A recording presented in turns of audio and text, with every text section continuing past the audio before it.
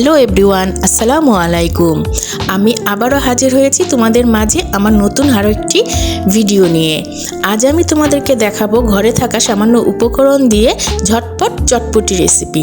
তো চলো দেখে নেওয়া যাক আমার আজকের ভিডিওটি। এখানে আমি 250 গ্রামের থেকে একটু বেশি ডাবলি বুট নিয়েছিলাম, আর সেটা আমি সারা রাত ভিজিয়ে রেখেছিলাম। এবার আমি বুটগুলোকে ভালোভাবে ধুয়ে পরিমাণ মতো পানি দিয়ে চুলোতে সিদ্ধ হওয়ার জন্য বসিয়ে দিলাম।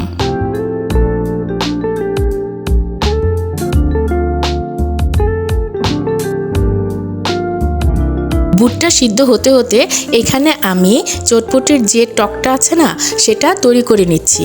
আমি আগে থেকে তেঁতুল পানিতে ভিজিয়ে রেখেছিলাম। এবার আমি ভালোভাবে তেঁতুলগুলোকে চটকিয়ে টকটা বের করে নিচ্ছি, আর তাতে দিয়ে দিচ্ছি আমি চটপটি মশলা।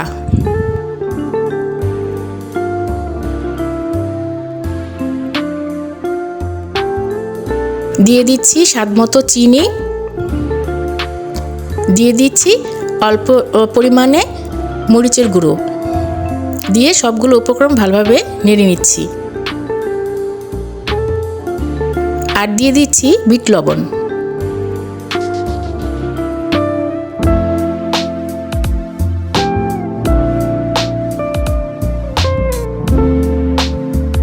এই তো চটপটির বুটটা আমার সিদ্ধ হয়ে এসেছে। এখন আমি এতে দিয়ে দিচ্ছি লাল মরিচের গুঁড়ো।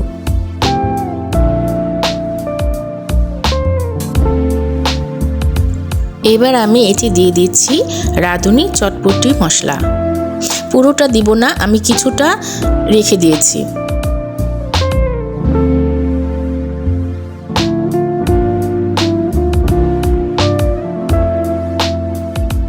এবার দিয়ে নিচ্ছি স্বাদ মতো লবণ।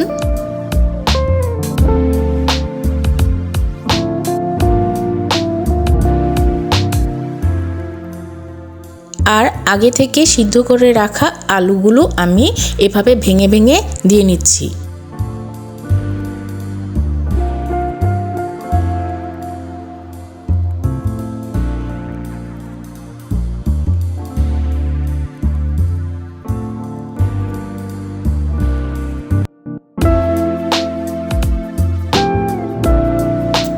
আর দিয়ে দিচ্ছি কাঁচামরিচ।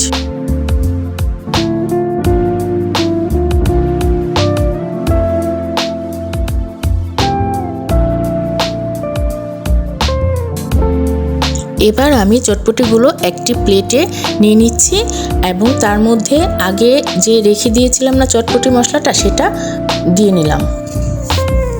দিয়ে এবার একটু নেড়ে চেড়ে নিব।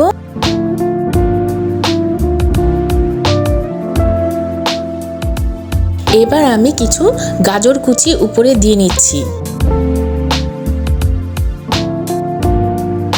আর দিয়ে নিচ্ছি ধনিয়া পাতা কুচি। আর এখানে আমি দিয়ে নিচ্ছি লেবুর খোসা কুচি করে কাটা। এটা দিলে ভালো ফ্লেভার পাওয়া যাবে।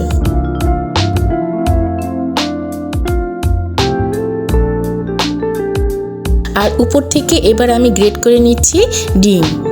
ডিম আমি আগেই সিদ্ধ করে রেখেছিলাম।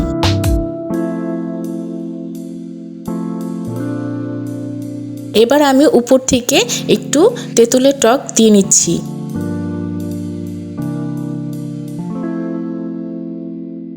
আর সব শেষে দিয়ে নিচ্ছি ফুচকা। ফুচকাগুলো আমি আগে ভেজে নিয়েছিলাম। এই তো তৈরি হয়ে গেল আমার মজাদার চটপটি রান্না। আপনারাও চাইলে বাসায় দ্রুত এভাবে চটপটি রান্না করে নিতে পারবেন। তো আজ এই পর্যন্তই। আমার ভিডিওটি ভালো লেগে থাকলে লাইক, কমেন্ট, শেয়ার করতে ভুলবে না, আর অবশ্যই সাবস্ক্রাইব করে নেবেন।